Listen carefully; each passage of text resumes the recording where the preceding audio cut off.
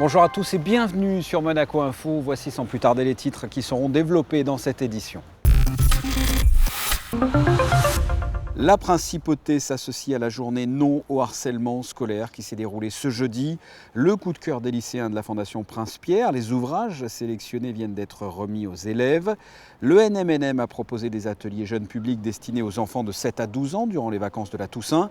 Et enfin, Adieu Bonaparte, ce film de Youssef Chahine a été restauré. Il vient d'être projeté au Grimaldi Forum en présence du prince Albert II. Les établissements scolaires de la Principauté se sont associés à la journée non au harcèlement en milieu scolaire ce jeudi. Une manière de témoigner de l'intérêt pour la lutte contre cette violence souvent invisible, mais dont les conséquences peuvent être graves. Vanessa Dessy vous en dit plus. Avec cette couleur, tu peux travailler sur l'autoroute, non? T'es mathématiques. Oh là là, la vache. Les mathématiques. Attendez, on a 16 de moyenne en maths. Mais depuis quand ça existe 16 de moyenne en maths? Humilié, insulté ou peut-être même frappé, le tabou du harcèlement scolaire s'est-il enfin brisé? La parole semble s'être libérée grâce notamment à la journée nationale non au harcèlement. Cette campagne vise surtout à inciter les élèves à témoigner. Ce plan se décline donc en 3 axes majeurs. D'abord, prévenir et détecter. Donc on ne pourra pas lutter contre le harcèlement si on n'est pas capable de détecter les problèmes et si on n'est pas capable d'apporter l'information et les actions de prévention auprès des élèves. Ça, c'est la première chose. La deuxième priorité, c'est former.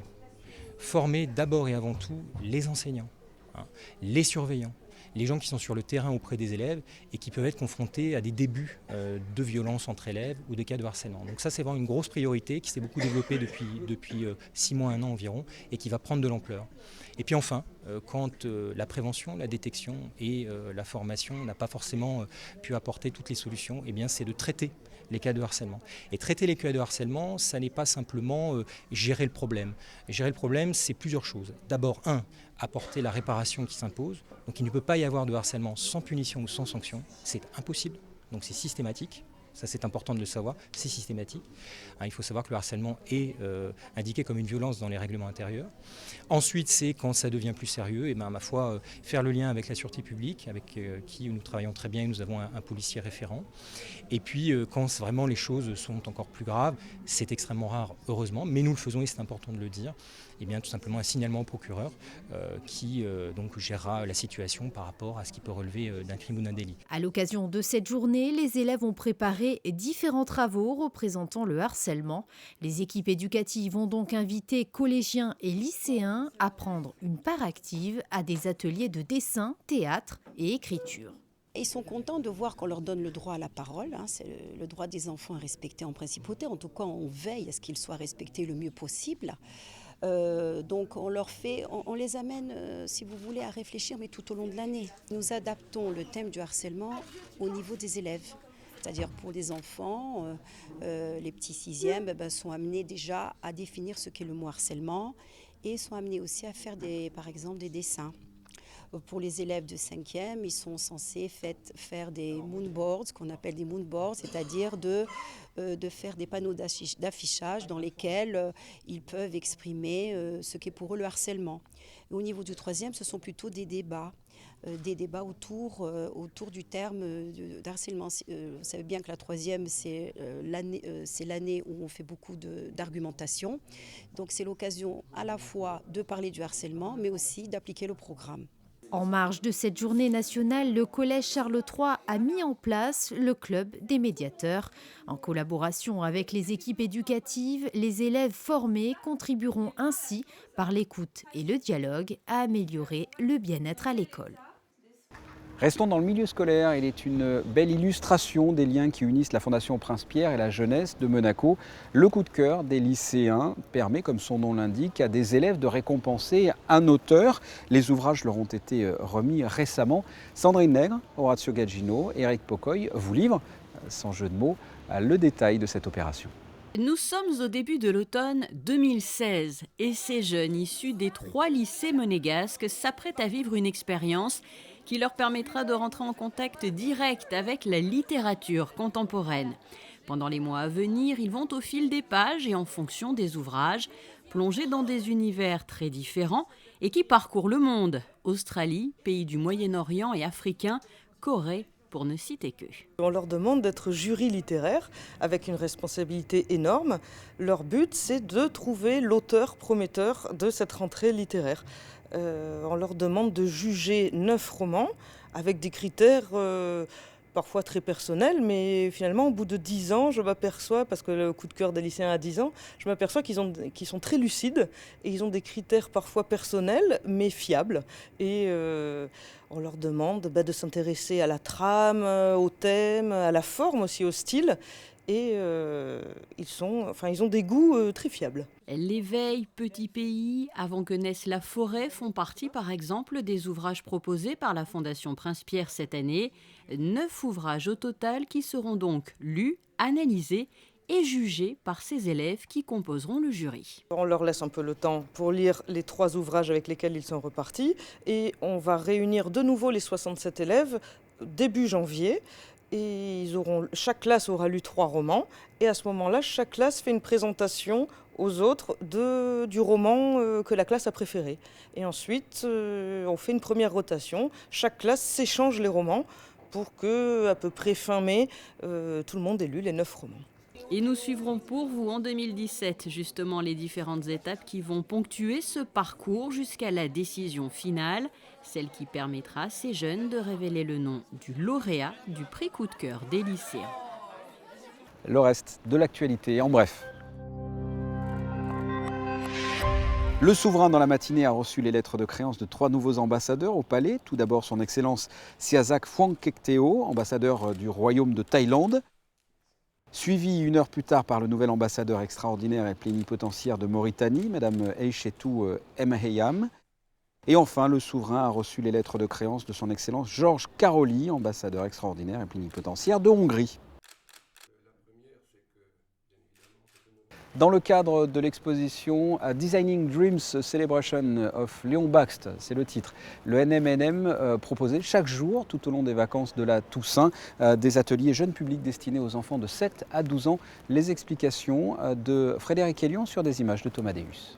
Pendant les vacances, il y a ceux qui préfèrent rester à la maison, se reposer et recharger les batteries, et d'autres qui ne peuvent pas rester inactifs et multiplient les activités. Pour cette deuxième catégorie de personnes, le nouveau musée national de Monaco organisait du 24 au 28 octobre des ateliers jeunes publics à la Villa Sauber durant les vacances de la Toussaint.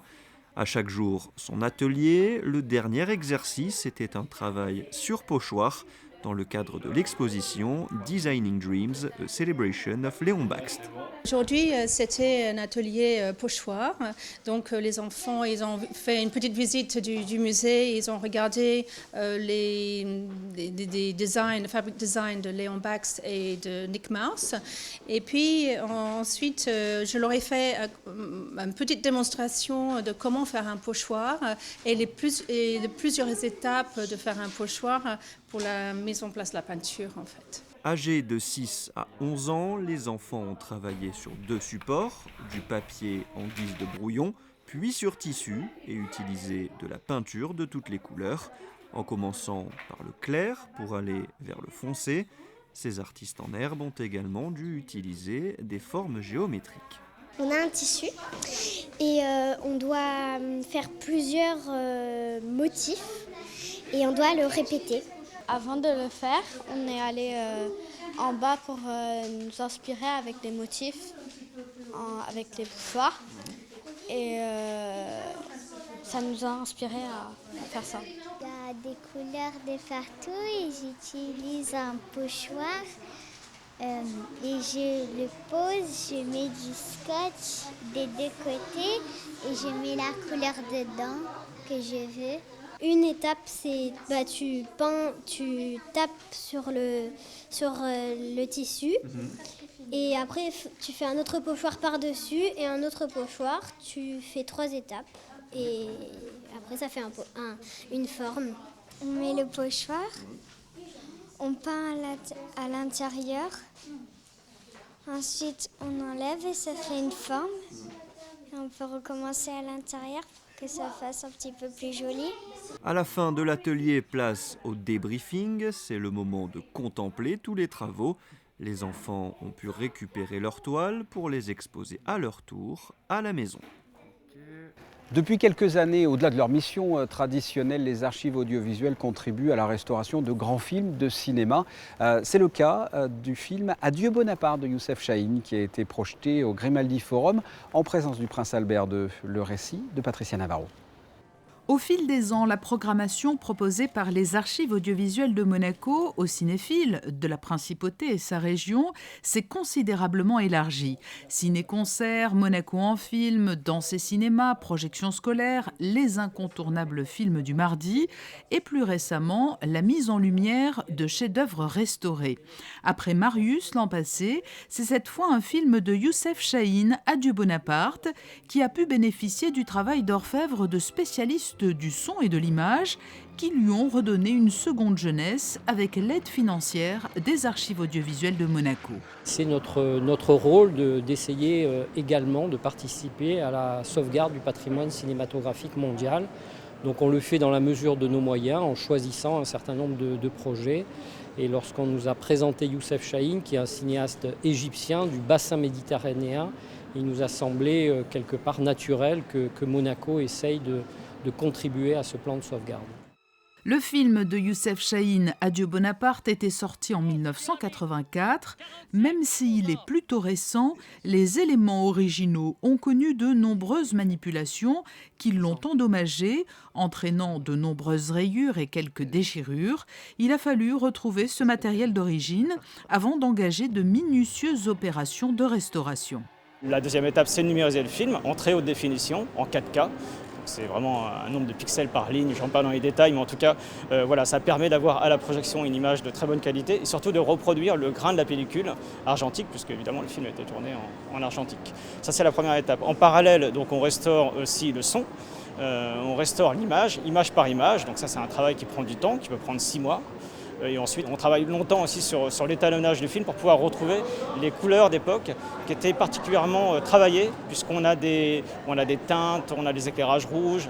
Donc il fallait qu'on soit assez précis sur cette partie-là, qui est la partie la plus artistique, puisque globalement, on essaie d'être dans la reproduction de l'œuvre telle qu'elle était. Mais sur la partie étalonnage, forcément, on est obligé de se référer à ce qui a été fait à l'époque, avec des copies, etc. Voilà, donc on travaille avec des étalonneurs pour avoir un résultat qui nous convienne et qui correspond à ce qui a été fait lorsque le film est sorti. D'autres projets de restauration soutenus par les archives audiovisuelles sont en cours. Après cette projection événement en présence du prince Albert II, la programmation traditionnelle du cycle Tout l'art du cinéma reprendra son cours le 8 novembre au Théâtre des Variétés avec les 7 samouraïs d'Akira Kurosawa. Quel temps va-t-il faire dans les jours à venir? Voici la météo. Vendredi, tout a une fin, même l'été indien. Le soleil sera donc plus hésitant, surtout dans l'après-midi, avec notamment l'apparition de nuages menaçants dans la soirée et de la pluie dans la nuit. Les températures sont en baisse, comptées de 14 à 19 degrés. Samedi, le soleil sera couvert, il devrait pleuvoir dans la journée, il fera de 14 à 16 degrés. Dimanche, une légère amélioration, les nuages laisseront place à quelques éclaircies. Et enfin, que ce soit lundi, mardi et mercredi, au programme des nuages et du soleil. Ce journal est terminé. Merci de votre fidélité. La suite de vos programmes sur Monaco Info. À très bientôt. Au revoir.